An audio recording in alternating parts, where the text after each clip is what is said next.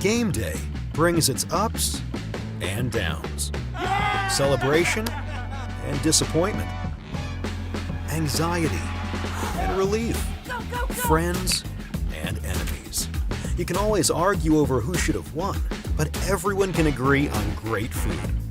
Appetizers, entrees, drinks, party platters, or even the taste of sweet victory. There's something for every season at Eat With Us restaurants.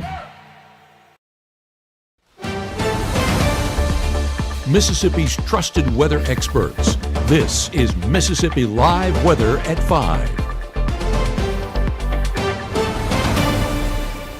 Welcome in to Mississippi Live Weather at 5. I'm Chief Meteorologist Matt Lawpon. Thank you so much for joining us here on this Tuesday, a day a little more mild, and you probably noticed the fog sticking around a good chunk of the day. It's a sign that moisture is in place. We do have, believe it or not, dense fog advisories in effect again for tomorrow. One of the many things that we're tracking here in the Room to Room Weather Center over the course of this broadcast. So let's get rolling. And again, first thing we're looking at here, again, the fact that warm temperatures continue, kind of setting the stage for more unstable air, more likelihood to eventually see not just rainfall, but some strong to severe thunderstorms as we head through the extended forecast. Now, I think those are possible as we look toward your Friday in particular. Timing has started to align more, especially late Friday through the afternoon and into the evening. All of our projections starting to come into alignment. That's one of the things where we start to see confidence grow substantially. We'll talk more about that here in a couple of minutes. We're also talking Ole Miss football with our Will Kohlmeyer. Again, the Rebels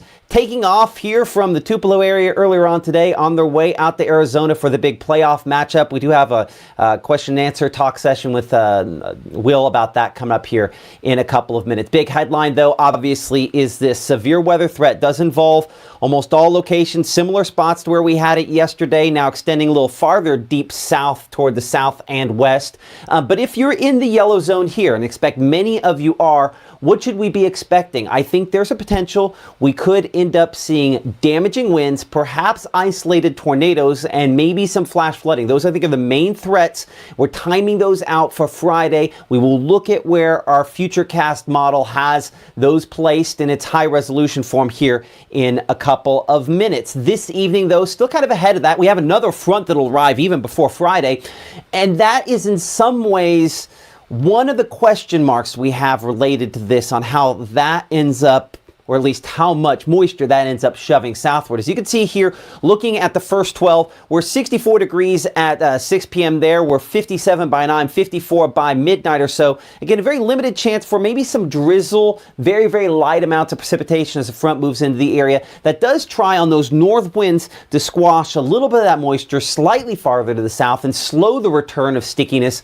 That is one of the ingredients that figures in to our storm chances. Outside in Tupelo at this instant, we're 66. That feels like temperature about 66. And look at that dew point coming in at 57. A sign there that we do continue to have a little more moisture than what we had yesterday. Not quite enough. If we were talking for severe weather, middle to upper 60s is where we kind of say baseline cutoff for that. So we're still about 8 to 10 degrees away from that as far as moisture return. And this initial front will slow that return somewhat. Appreciate Mitchell Cunningham Bowling for sponsoring our Mississippi Live Skycam there in the Tupelo area. Still kind of a murky look there in Starkville, 64 degrees at this instant. Feels like 64. That dew point a little bit higher at that reporting station. That one sometimes is a little finicky. And outside at this instant in the Oxford area, 57, that measure of moisture, that dew point, and 66 is that temperature as the sun setting there out in the sky back toward the west at this point in time. Our wind's still south. Ahead of this, a Mama Justice Doppler radar showing our front kind of moving toward the area. I say our front, that's our first front.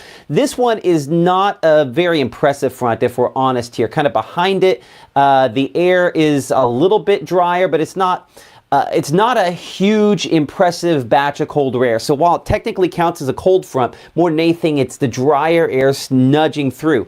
Does it do a great job of scraping that moisture to the coast? Probably not. And that's part of the reason why I think we'll still have a meaningful amount of moisture around that eventually will help thunderstorm chances to become more likely. Wider shot shows one of the culprits, both the culprits, that will kind of figure into our chances for rainfall a little later on into this week. This one back here toward the west coast, as that kind of lifts into and through the area, it's going to be associated with strong winds aloft, and that will start bringing us a better chance for not just thunderstorms, but potentially severe thunderstorms as we head into the latter part of this week here.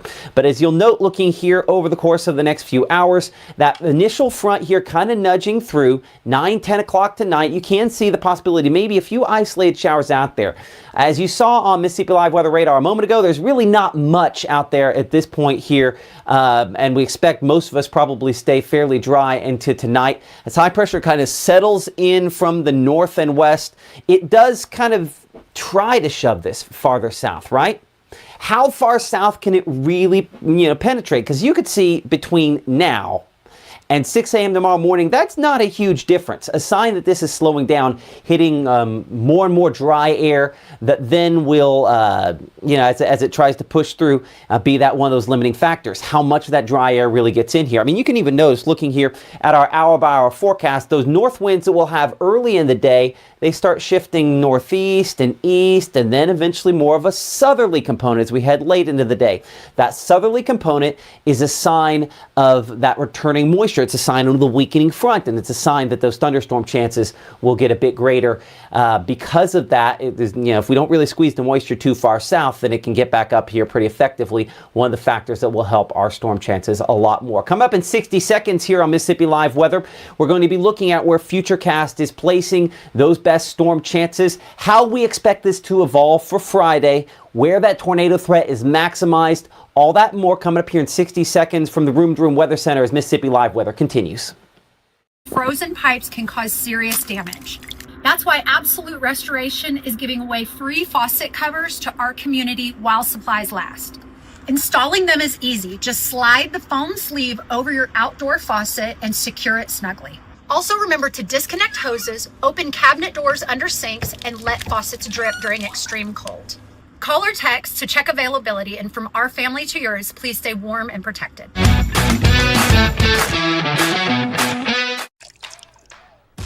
You're not gonna get it all right. Just make sure you nail the big stuff. Mama! Like making sure your kids are in the right seat for their age and size. Get it right at nhtsa.gov/the right seat. Hear that? That's the sound of your life. But every time you drive after drinking, the music gets drowned out. Buzz driving is drunk driving. Right now, from the Room to Room Weather Center, here's Mississippi's Chief Meteorologist, Matt Lobhon.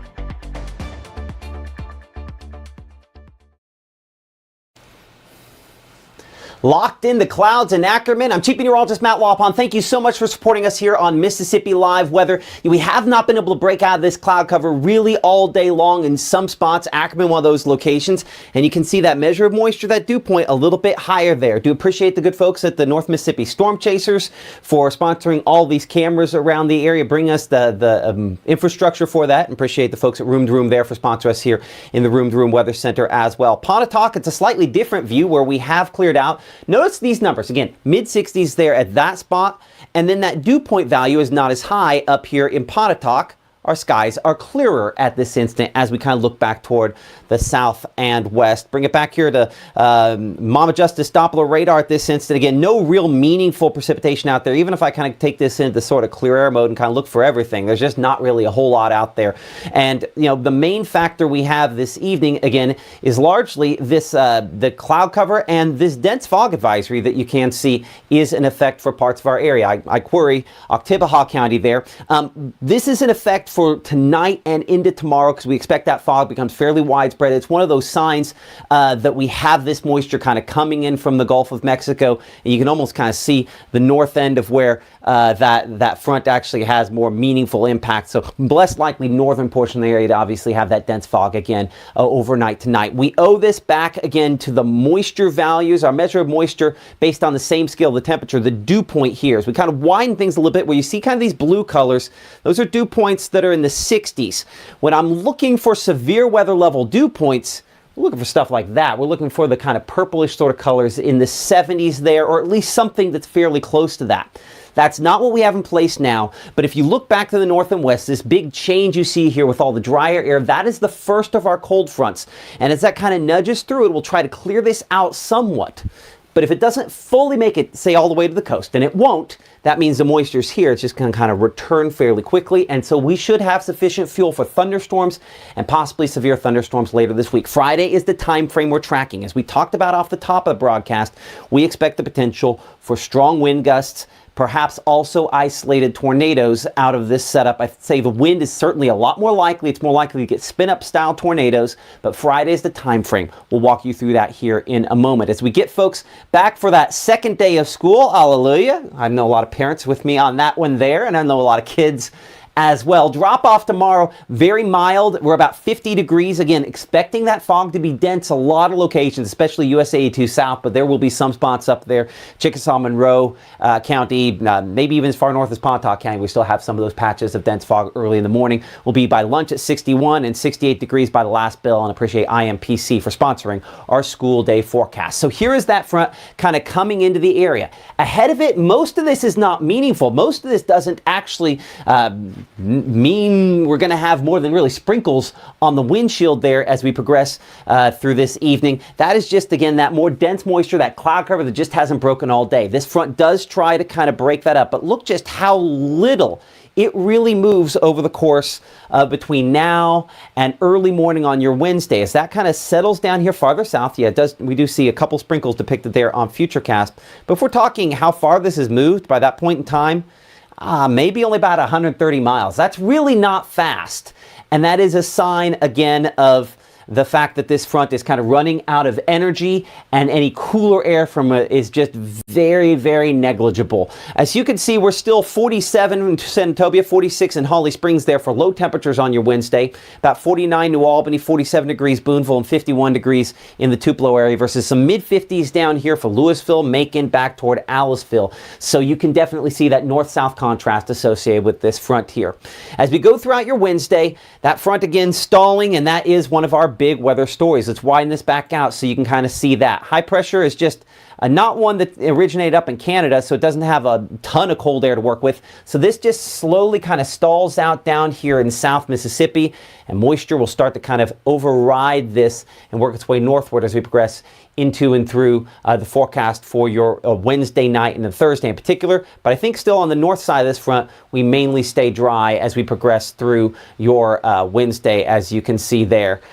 So good sign there, but again, the cloud cover, and it could take a while for that fog to dissipate, as of course we have that dense fog advisory around early in the day. So high temperatures on your Wednesday, we typically should be around 53 for this time of year. We're going to be 72 in Belzona, 72 in Greenwood. Record high is 75, so we're not quite that warm in Tupelo. We'll be 69 Tupelo and Amory, about 70 degrees there in Houston, and 72 in Grenada. So the warmer air, the more significant warm air, is still trying to ride northward. Now, not much of that, as you can see here, there into your Wednesday evening, as we are still dry, as kind of the components to our active weather setup continue to kind of take shape here, but we'll keep it cloudy and again dry into your early pre-dawn hours of Thursday morning, as we see some rainfall chances starting to show up back behind me there, back out into Arkansas, kind of the first little wave. We'll look wider on that here in a moment. Low temperatures early Thursday morning. You can see that moisture starting to returning, practically 60 degrees there in Greenville and Belzona. Yeah, we could be looking pretty close in some spots to a record high minimum temperature, meaning the low temperature in the morning as warm as we've seen. In some spots, that's a possibility later this week. But as you can see, normal's 34, so almost 20 degrees above that for a lot of spots. So the first players in this, and you can kind of start to see it, and this is somewhat attached to where our front previously was. So as we look at this here on Futurecast, what you'll notice is this big storm system back out on the plains. What you'll also notice is all these lines coming out of the Gulf of Mexico there. That is that moisture return. And you really could kind of connect the front. You might just barely see the front back there. Our lingering cold front from where we had it before, you can kind of attach those two there, but essentially what we have here is the warmer air that's kind of charging back, and that warmer and more moist air, as that works its way northward, starts setting that stage for our chances for severe weather on your Friday. So for Thursday, the risk for more active weather, maybe even some stronger thunderstorms, will be probably out there on the plains, closer to this upper level storm system. This is the first of 2 upper level waves we're going to watch come through. And so multiple lines of showers and thunderstorms that direction. We're kind of changing between our HRRR and our strike model there. As you can see, that HRRR model, a little more aggressive than strike is out there for locations on the plains. But the Thursday is basically kind of bringing moisture in with the most active weather still to our west at that point and time, still kind of setting that stage there. So mid 70s, as you can see, 73 degrees above my head there is the record on the books at Tupelo Regional Airport. We're forecasting 72. I mean, we just easily could be 73. That wouldn't be a shock at all if we see even just a hint more sunshine there. 76 in Greenwood, 76 in Belzona, as well as Kosciuszko, 74 in Louisville, Macon. It will start to feel more sticky on Thursday. That's something you can't avoid. Then as we go into Thursday evening, Thursday night, that's when we start to see the first potential to have maybe a couple of rumbles. So it's mainly out there into Arkansas, trying to move into the area. Moisture coming out of the Gulf of Mexico, and these showers should all remain just showers at this point here. We talked last night about some differences in our 2 main model projections and the timing in which this played out. Those differences have started to coalesce, and what we see earlier in the day is less likely to be impressive than what we see later. So you can see you go beyond the morning there, and as soon as we start engaging the heat of the day, showers and thunderstorms become more likely. Now, what is this at noontime? This is all probably just rainfall, as opposed to severe weather, something like that. I'm going to bring in our meteorologist, Gabe Maynor, who's back at the broadcast facility there in the downtown Tupelo. And Gabe, as you make sure what's on the monitor behind you there is the right thing, I'm going to bring you in on the boxes here for a moment. Most projections in pretty good agreement on this, that this is all non-severe, correct? Yes, and it's just going to be those prefrontal showers that develop, and honestly, seeing the magnitude of which they're going to be in the morning time, that's definitely a welcome sight, because that kind of eats up the energy that's already in place. But of course, then you get the main threat by the afternoon, and there's still a lot of energy down here in Hattiesburg, Jackson, Meridian, even Golden Triangle South. So with that energy still in play, and this forcing mechanism of that front makes the afternoon a little bit more interesting as we head into that severe weather threat. Absolutely right. Our meteorologist Gabe Maynor back there in the studio. We'll talk a lot more to Gabe about some of the components with this coming up at 6 o'clock here. The real question is, in my opinion, just kind of looking at this here, do we have a lesser quantity of storms than what we have here? Because there's only so much fuel to go around. We do definitely have a clean, open Gulf of Mexico. So the quicker we move this out, the more likely we are to see severe thunderstorms in the afternoon time period here. Now notice, again, that's what happens. Let's go down here toward Jackson, and I'll address why that's important for us here in North Mississippi. But when you look down here closer to Jackson, we have more of these kind of individual thunderstorms, and this is in that zone there where we did have, again, more heating, more sunshine. So the reason that's important is, say that we don't get this big flare-up of rainfall that this has, and that's definitely a possibility. That would then enhance the severe weather and the tornado threat with this. Now, what I see as far as storm mode is concerned, basically the form these storms are taking, these are more individual thunderstorms here than necessarily just a big old line of rain.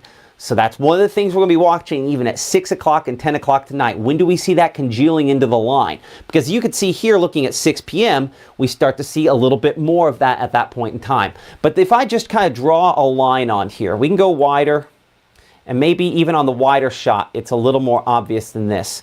You can definitely see that there is a change right about here, right? Between what's below that and what's above that. This is all individual storms with kind of breaks in between. This is just a big mess of rainfall. What that means is somewhere we're going to have a cutoff between less impressive and more impressive severe weather chances, assuming our strike model. Again, this is the only model that we really have that can model this far out and give us kind of an idea of what thunderstorms, things like that looks like.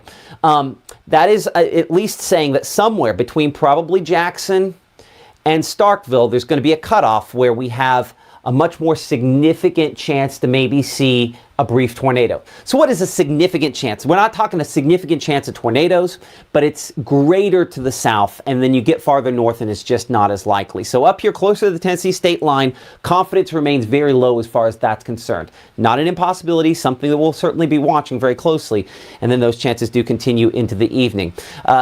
So here's our kind of severe threats, and we'll go back and look a little bit more at that evening threat here in just a moment. But looking at our severe threats here, confidence, I would say, is pretty low as far as tornadoes are concerned. As you saw, the individual thunderstorms more central Mississippi southward. When we get those individual thunderstorms by themselves, that's when we're a lot more likely to see tornadoes. So again, not a high confidence level on the tornadoes, but not an impossibility to see a brief spin-up tornado, even if it's just a line of wind moving in. I'd say wind gusts, the main factor we're looking at on this here. Hail threat, not terribly impressive. Because you saw so much rainfall as early as we had it, we've had to increase the flash flooding threat on this just a little bit more. But that's the reason why, as we're kind of looking at this. And one thing I would mention before we go any further here, we need to strongly consider picking up WTVA's weather call, Next Gen. It is something that will call you if, again, what we do is important. But the most important thing, and I talked to a group of kids today, we'll hopefully have that video coming up at 6 o'clock here of our school talk in the Tupelo area today. But one of the things we talked about is there's only two things that you and I at home can do to help ourselves as far as active weather and severe weather is concerned. Number one is know when we need to go, and number two is have a place to go. So the number one thing, know when you need to go. That's where weather call comes in. That's what this is about here. Lets you know, it calls you if there's severe thunderstorms, tornado warnings, things of that nature, and lets you know, hey, now is the time. And now here in advance is the time where we want to think strongly about how we kind of build our armor in this situation. The Mississippi Live Weather app, for those of you on social media watching us on Facebook, highly recommend you download the app. It's the easiest way to find out when we're live and keep you ahead. The alerts are very, very good on it.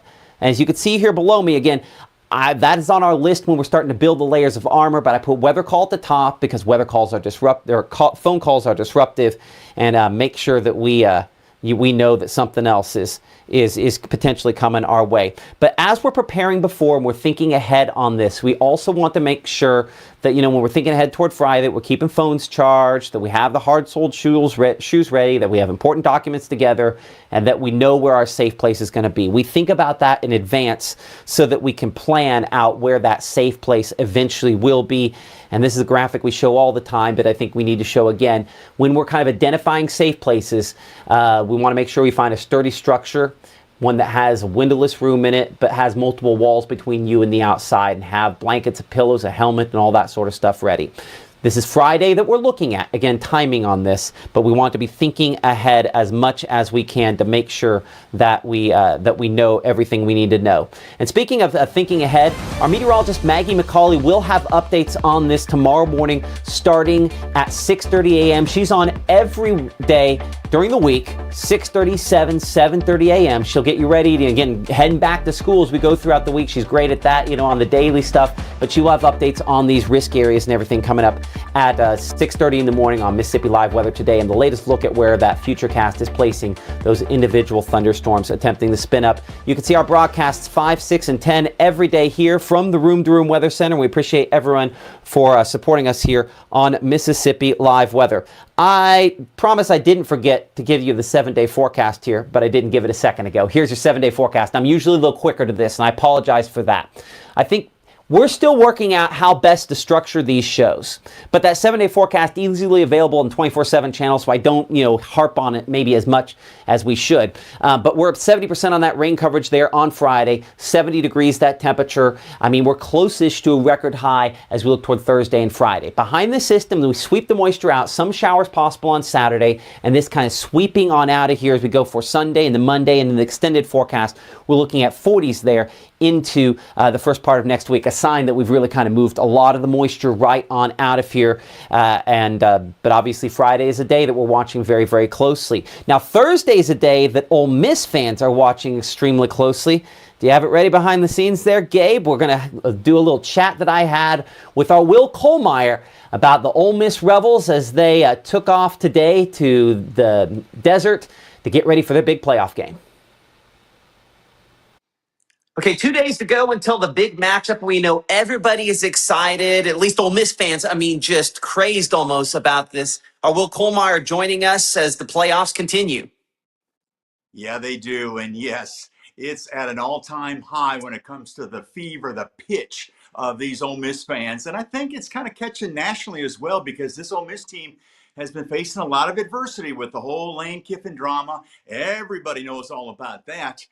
There is good news, though. The team left today for Phoenix, and Charlie Weiss is going to be the offensive coordinator, as well as the running backs coach Kevin Smith will be a part of it. And there you see some of the send-off at Ole Miss today. Huge turnout, and you can see why, though, Matt. This team is one win away from winning a national, playing for a national championship, and 2 from winning a national championship, which is just crazy to think about. And those Ole Miss fans, they are feeling it, and they're trying to send that positive karma to that Ole Miss football team.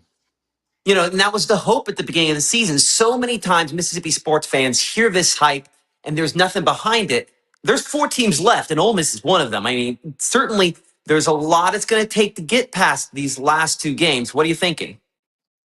Well, I'll tell you what, with Miami and that defense, Mario Cristobal has got himself quite a defense there at Miami, extremely stingy, giving up less than 2 touchdowns a game. So Trinidad Shambliss, though, I don't think Miami has faced a quarterback, especially as hot as Trinidad Shambliss is right now. He is just an absolute Houdini, getting away from defenders. And they've got 2 really good defensive linemen, Bain and at one defensive end, and then one wears number 3, one wears number 4. Mesidor is the other.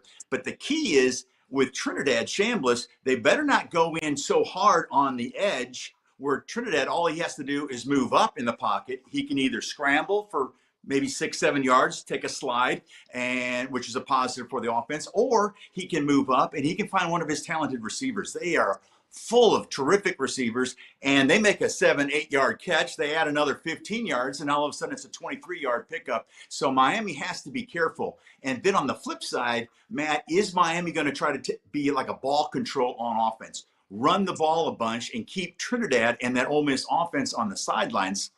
We'll have to wait and see. But I'm telling you one thing, they better, if they're running the clock and they're trying to shorten the game, they better get some points on those drives, because we have seen Ole Miss can score, and they can score in a hurry. In a big, big hurry, and hopefully the clock operator works a little better off this time around. I'll tell you what, there was all kinds of some drama. But, of course, Ole Miss has been used to all the drama, so they've fought through some adversity.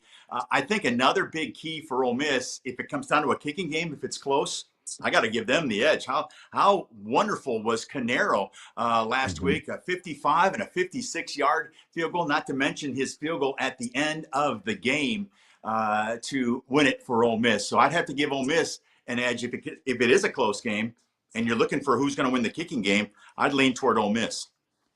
Absolutely. That's our Will Kollmeyer joining us. Thank you so much, and excited to see how this one plays out. Yeah, cannot wait. Thursday night, can't get here soon enough.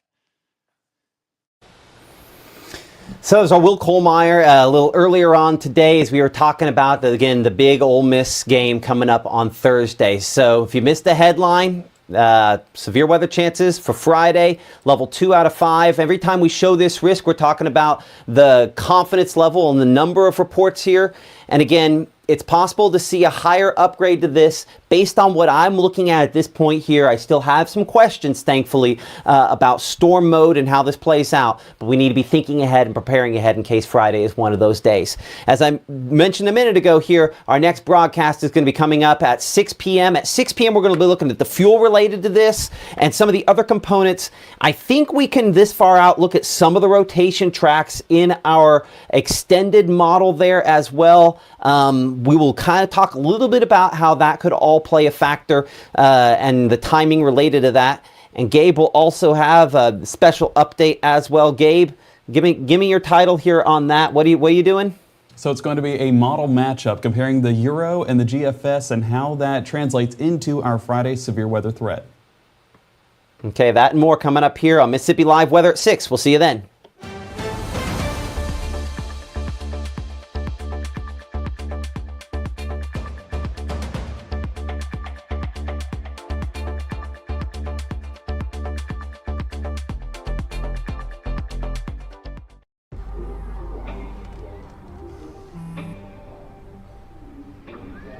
I don't know why you're so sad. You've got a roof over your head. You gotta stop with that depression stuff. You alright? It just feels like it's coming from everywhere. Do you want to talk about it? You can talk to me if you're feeling sad. Whenever you need to talk, I'm here, okay?